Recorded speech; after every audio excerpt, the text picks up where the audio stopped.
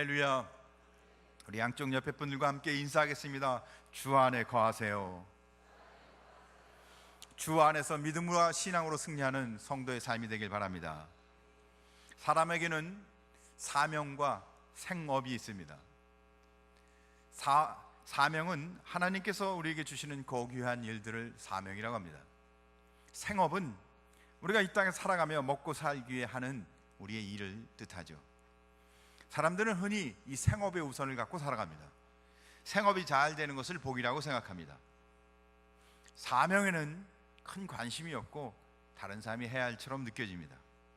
그러나 사명을 잘 감당하면 하나님이 은혜 부어주시고 생업도 잘 되게 되고 하나님께서 그의 삶 가운데 함께하여 하나님의 은총 가운데 살게 될 것입니다. 왜냐하면 우리가 살고 있는 모든 삶의 주권은 하나님께 있기 때문입니다. 그러니까 하나님이 주신 사명을 감당하지 않고 잘 될 수가 없는 겁니다. 사람이 살고 죽는 일, 낮아지고 높아지는 일, 부하거나 천하게 되는 일, 이 모든 일의 주권은 하나님의 손에 있습니다.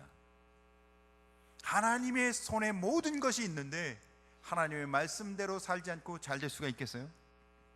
사무엘상 2장 6절 말씀을 보면 이렇게 말합니다.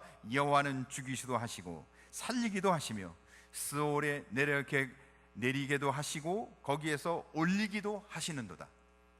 사랑하는 성도 여러분,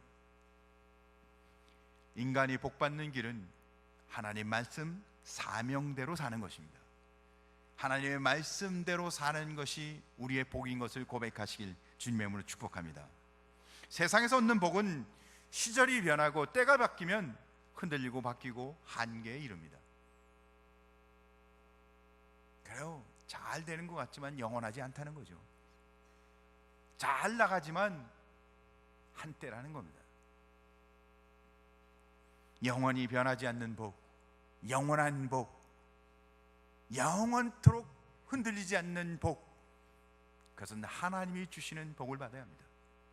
사랑하는 성도 여러분, 이곳에 있는 온 성도는 이미 하나님이 복 주신 자인 것을 믿으시기 바랍니다. 그러니까 우리는 이미 복 받은 자에게 어떻게 해요? 사명을 존귀하게 여기고 사명을 잘 감당하는 성도 되시길 주님의 이름으로 간절히 소원합니다.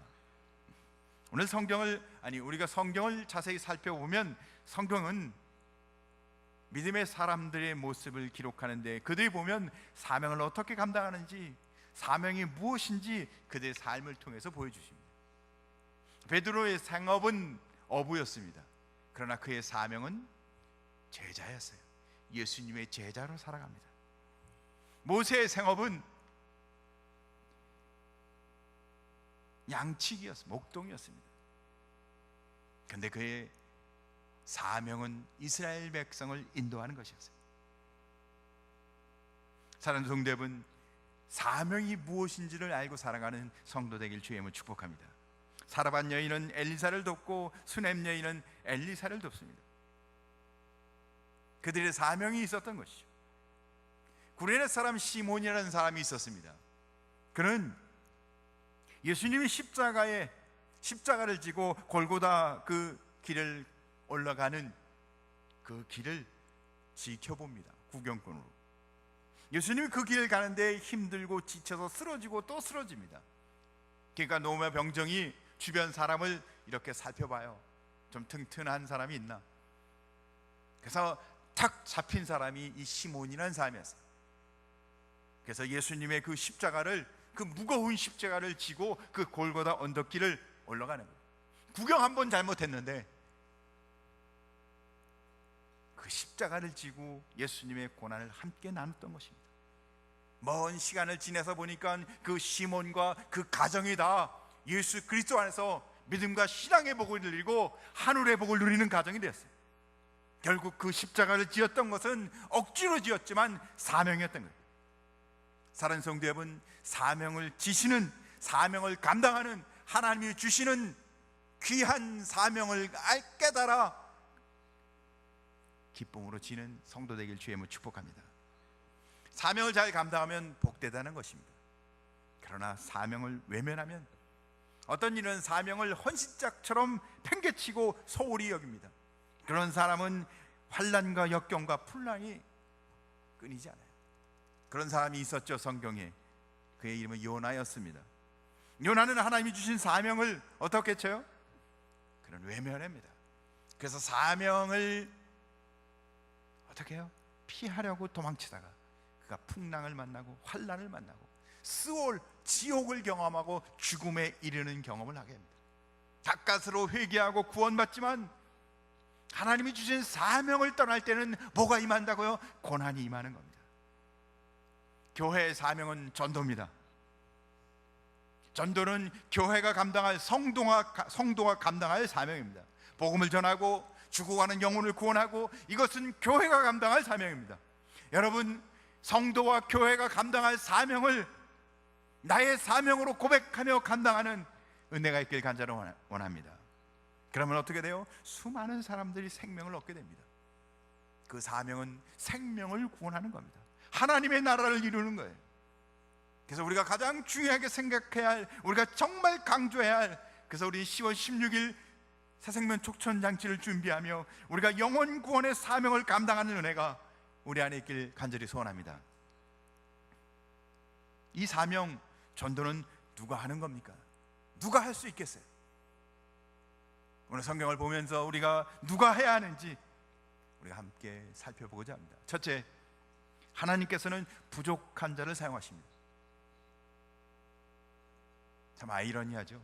하나님은 부족한 자를 사용하십니다. 출애굽기 4장을 보면 모세에 대한 이야기가 나옵니다. 하나님이 모세를 부르세요. 당시에 이스라엘 백성은 400년 동안, 10년 20년이 아니에요, 400년 동안 애굽에서 종살이, 노예로 살아갑니다. 노예 삶은 어떤 건가요? 아침에 일찍 동트기 전에 일어나서 하루 종일 고된 노력을 하고 밤 늦도록 해가 질 때에 대해서 돌아오는 거예요. 그런 삶을 400년 동안 살았다는 거예요.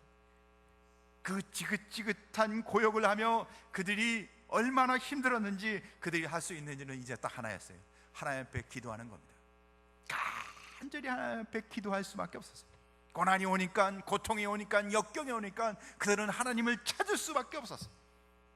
하나님 앞에 부르짖는 겁니다. 하나님, 이 우리 민족을 구원하여 주옵소서. 이 고통에서 우리를 해방시켜 주옵소서. 우리 한국교회 초창기 한국교회의 모습을 보면요, 정말 열심히 기도합니다. 왜요? 고난이 있었기에. 70년대 80년대만 해도요, 기도 안 하는 교회가 없었어요. 새벽 기도해요. 사람들이 오지 말라 해도, 굳이 강조하지 않아도 새벽 기도 오세요 이런 얘기 안 해도 새벽 기도, 산기도, 기도하는 사람들이 얼마나. 그리고요, 그때는 소리 지르라고 하지 않아도 막 소리 지르고, 소나무 뿌리를 뽑는다고, 나무 뿌리를 뽑는다고. 왜요? 고난이 있으니까 하나님을 찾는 거예요. 근데 점점 이제 기도의 자리에 사람들이 없어지고 있습니다. 기도를 해도 열정이 없어요. 사랑하는 성도 여러분, 도리어 고난을 통해서 하나님을 만나는 게 복됩니다. 편안해지고 풍족해지고 넉넉해져서 하나님을 만나지 못하고 하나님과 함께하지 못한다면 이건 불행한 일이에요. 하나님을 만나고 하나님 앞에 매달리는 신앙의 복을 누리시길 주님을 간절히 소원합니다. 그런데 이스라엘 백성이 그렇게 하나님 앞에 매달렸더니 하나님이 응답하십니다. 출애굽기 3장에 보니까 이스라엘 백성이 부르짖음이 내게 상달되었고 이스라엘 백성이 괴롭고 학대받는 것을 내가 보았노라. 그래서 내가 바로에게 너를 보내어 애굽에서 내 백성을 인도하길 원한다. 하나님이 그들의 고통과 부르짖음을 들었고 애굽 사람들에게 받는 학대를 보셨기에 그들의 부르짖음 가운데 하나님께서 이제 응답하시겠다고. 그래서 어떻게 해요? 하나님이 모세를 부르시는 거예요. 모세야, 이제 내가 너를 바로에게 보내어 내 백성 이스라엘을 애굽에서 인도해내리라. 이건 굉장한 사명이죠. 모세를 통해 이스라엘 백성을 구원하기로, 그들의 400년 동안 노예 생활에서 그들을 건져내기로 막중한 사명을 주는 거예요. 근데 이 막중한 사명을 줬는데 모세가 어떻게 합니까? 출애굽기 4장 10절에 보니까 모세가 여호와께 아뢰되, 오 주여, 나는 본래 말을 잘 하지 못하는 자입니다. 말을 잘 못한대요.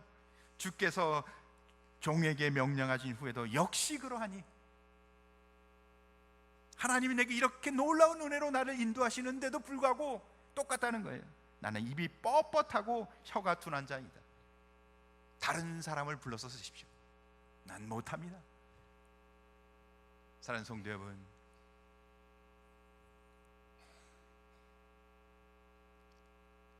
정말 능력 있고 잘하는 사람 하나님 부르서 쓰지 않습니다. 하나님은요, 실력도 없고 능력도 없고 정말 아무것도 못할 것 같은 사람을 부르셔서 그를 통해서 일하시는 하나님인 줄 믿으시기 바랍니다. 지나친 겸손은 교만입니다. 하나님이 쓰시겠다는데, 하나님이 쓰시겠다는데 부족한 줄도 알고 못할 줄 알고 말 못하는 줄 알고도 쓰시겠다는 거예요. 왜요? 내가 너를 특별하게 들어 쓰겠다는 겁니다. 사실 우리가 무슨 자격이 됩니까? 우리가 하나님 앞에 정말 충성스럽게 보일 만한 것이 있습니까? 하나님의 은혜가 아니면 어떻게 우리가 예수 믿고 하나님의 일꾼으로 이 자리에 와 있습니까? 하나님이 어이없이 보시는 거죠. 사도 바울은 예수 믿는 사람을 옥에 가두는 핍박자였어요. 그래서 그는 죄가 많았기에 자기 스스로 자신을 이렇게 고백합니다. 나는 죄인 중에 괴수라. 근데 하나님이 죄인 중에 괴수했던 사도 바울을 사용하십니다. 그래서 사도 바울은 이렇게 고백하여 나를 능하게 하신 예수 그리스도 우리 주께 내가 감사함은 내가 나를 충성되이 여겨 내게 직분을 맡기셨습니다. 나 같은 사람을, 이렇게 죄 많은 인생을, 아무것도 아니고 부족한 인생을 이렇게 사용하시니 너무 감사합니다. 내가 너무 감사해서 내가 정말 충성스럽게 주의 일을 감당하겠습니다. 이게 사도 바울의 고백입니다. 능력이 있어서 썼던 게 아니에요. 사랑하는 성도 여러분, 나 같은 자를 불러 예수 믿게 해주시고 나 같은 자를 불러 주의 일을 맡겨주시고, 사랑하는 성도 여러분, 은혜에 반응하는 성도 되길 주님을 축복합니다. 많은 사람들은 뭐 하자고 하면 부족해서, 시간이 없어서, 나는 자격이 안 돼서, 아는 게 없어서 핑계를 다 댑니다. 하나님이 사용하시겠다는데 부족하다는 것은 무서운 교만이에요. 무서운 교만입니다.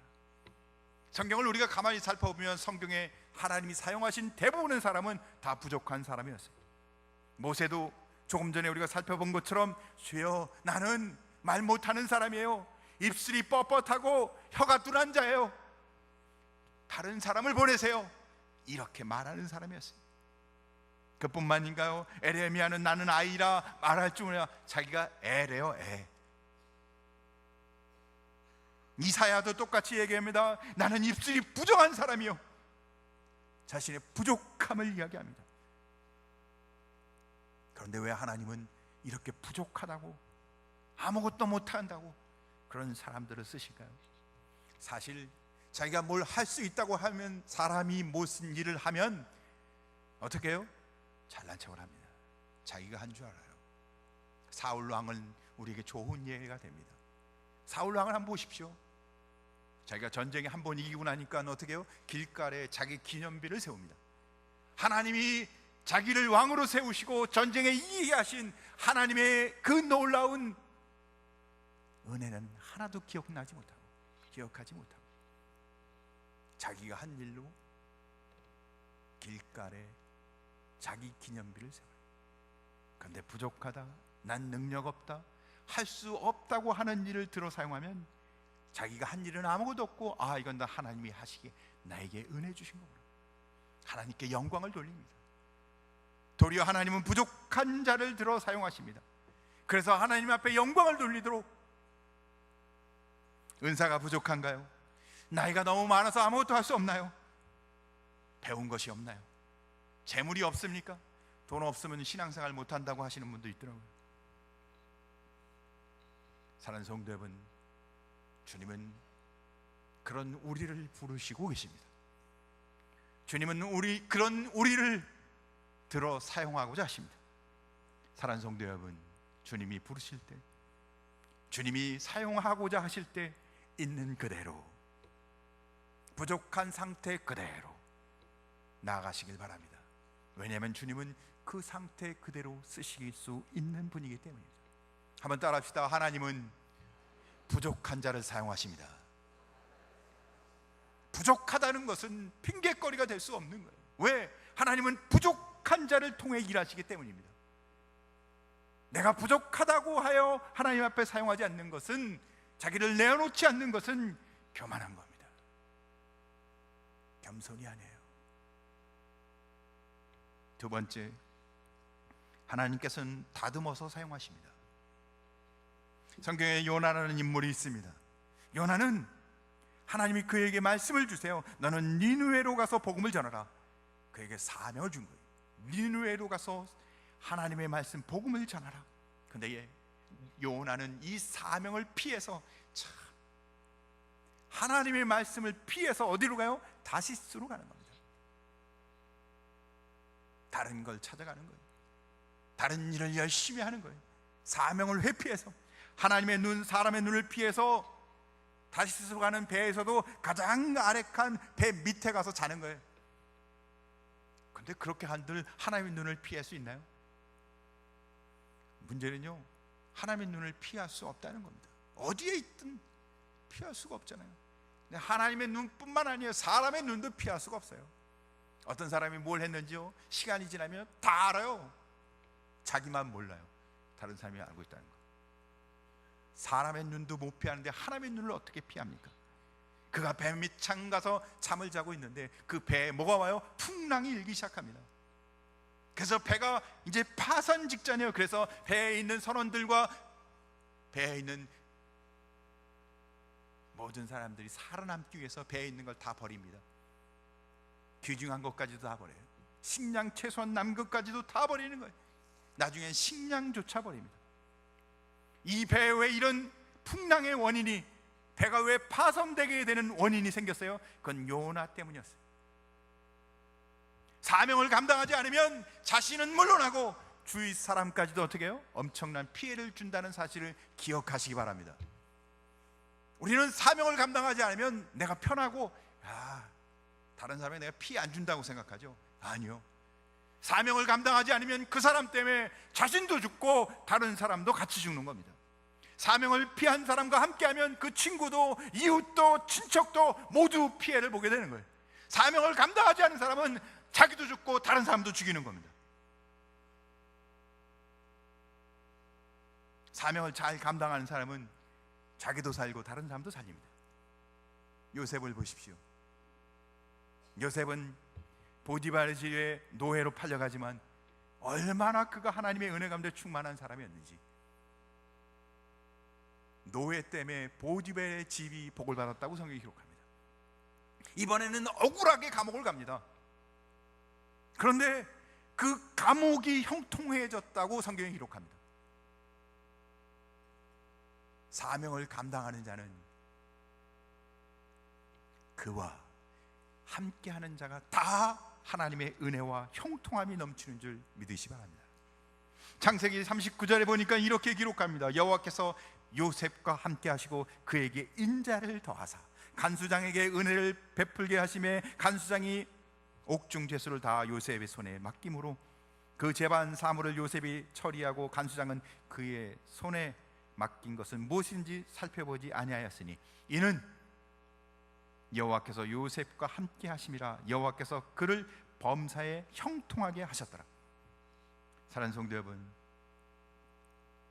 주변에 사명 잘 감당하는 사람들이 많아지시길 주의 이름으로 축복합니다. 그런 사람을 친구로 두시기 바랍니다.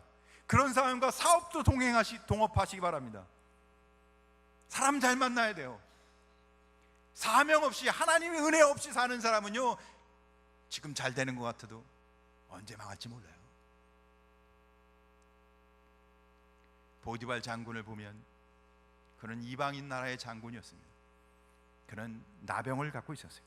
그런데요, 유대 나라에서 계집종 하나를 데려왔는데 이 계집종이 누구예요? 기도하는, 하나님의 은혜를 아느냐. 사명을 감당하는 사람이 계집종으로 왔는데 그 계집종 때문에 불치병 나병이 났고 도리어 예수 믿는 복을 보디발 장군이 누리지 않습니까? 사랑하는 성도 여러분, 우주 만물을 통치하시는 하나님을 알고 사는 사람은 진짜 복된데, 그만 복된 게 아니라 그와 함께하는 사람까지도 복된 줄 믿으시 바랍니다. 하나님은 어떻게 우리를 그렇게 사용하실까요? 부족한 우리를. 하나님이 누구신지를 아는 자는 하나님이 부족한 자를 어떻게 쓰는지 아는 것입니다. 하나님이 누구세요? 하나님은 전능하신 창조주 하나님인 줄 믿으시기 바랍니다. 하나님은 못하실 일이 없는 하나님이십니다. 그러니까 하나님이 전능하시고 창조주이고 못하실 일이 없는 하나님이세요. 그런데 그 하나님이 부족한 자인 우리를 쓰실까요? 못 쓰실까요? 내가 교만해서 하나님 앞에 순종하지 않는 거지. 하나님의 손에 들리면 어떤 사람이라도, 아무리 부족한 사람이라도, 아무리 말 못하는 사람이라도, 아무리 능력 없는 사람이라도 하나님이 들어 사용하시는 줄 믿으시기 바랍니다. 모세가 하나님 앞에 전 못합니다, 전 말도 못하고 혀가 뻣뻣하고 전 못합니다. 그러니까 출애굽기 4장 11절에 여호와께서 이렇게 말씀하십니다. 누가 사람의 입을 지었느냐? 누가 말 못하는 자냐? 못 듣는 자냐? 눈 밝은 자나 맹인이 되겠느냐? 나 여호와가 아니냐? 내가 창조하지 않느냐? 입을 짓고 귀를 짓고 말하게 하고 말 못하게 하고 이걸 다 누가 했느냐? 창조자가 누구냐? 여러분을 지으시고 여러분을 이곳으로 인도하시고 여러분의 삶 가운데 함께 하시는 분이 누구세요? 여호와 하나님인 줄 믿으시기 바랍니다. 에레미야도 나는 아이라 말할 수 없습니다. 말을 못한다고 버팅기니까 하나님 뭐라고 해요? 내가 너에게 이를 말을, 내가 할 말을 다 주겠다. 걱정하지 마십시오. 주님이 다 우리와 함께 하시겠다는 거예요. 이사야에서도 이사야 나는 부정한 사람입니다. 난 못합니다. 난 죄인입니다. 나같이 부정한 사람이 어떻게 하겠습니까? 그러니까 어떻게 해요? 그를 정결케 하시고 죄의 문제를 해결해 주시고 일할 수 있도록 그를 어떻게 해요? 하나님이 다듬어 훈련시켜 그를 세워서. 사랑하는 성도 여러분, 아무리 부족한 자일지도 하나님이 하시면 다 세우시고 다듬어서 일하시는 줄 믿으시기 바랍니다. 따라합시다. 하나님은 다듬어서 사용하십니다. 세 번째, 하나님은 자원하는 자를 사용하십니다. 이사야는 오늘 성경 본문에 보니까 주여 내가 여기 있나이다 나를 보내소서. 그러뇨? 누가 갈꼬? 누구를 보낼까? 그러니까 내가 여기 있나이다 나를 보내소서. 준비된 마음으로 자기가 가겠다고 자원하고 있습니다. 하나님이 기뻐하는 삶은 어떤 삶일까요? 이렇게 자원하여 순종하는 자 아니겠습니까? 하나님이 부를 때, 하나님이 사용하고자 할 때 핑계대는 자가 아니라. 어떤 사람은 입으로 헌신합니다. 입으로 감당해요. 사명은 입으로 감당하는 것이 아니라 행함이 있어야 합니다. 어떤 이는 마음속으로만 간직하고 있습니다. 그래요, 늘 잘 알고 있어요. 마음속으로만 간직해요. 생각이나 마음으로 하는 것이 아니라 행동이 없으면 사명을 감당하는 것이 아닙니다. 야고보서 2장 14절에 보니까 내 형제들아 만일 사람이 믿음이 있노라 하고 행함이 없으면 무슨 유익이 있으리요? 그 믿음이 능히 자기를 구원하겠느냐? 사명을 감당하는 성도 되시길 간절히 소원합니다. 이와 같이 행함이 없는 믿음은 그 자체가 죽은 것이니라. 사랑하는 성도 여러분, 하나님께서는 억지로 시키지 않습니다. 억지로 시킬 것 같으면 우리를 이렇게 두셨겠어요? 억지로 시킬 것 같으면 우리에게 이렇게 행하셨겠냐고요. 하나님은 우리가 구원받은 자녀로서 자원하여 기쁨으로 주의 일을 감당하길 원합니다. 사랑하는 성도 여러분, 날 구원하신 예수 그리스도의 십자가의 은혜, 내게 주신 하나님의 놀라운 은혜, 또한 말씀을 통해서 약속하는 하나님의 약속의 말씀, 나를 통해 하나님이 하고자 하시는 놀라운 은혜 기억하며, 주여 내가 여기 있나이다. 교회의 사명, 성도의 사명, 복음을 전하는 일을 내가 감당하겠습니다. 우리가 이렇게 자원하는 이사야의 고백이 우리에게 고백이 되는, 하나님 앞에 기쁨으로 자원함으로 주의 일을 감당하는 성도의 은혜가 우리 온 성도들에게 이 마음속 깊이 자원하는 마음으로 고백되어지길 주님의 이름으로 간절히 소원합니다.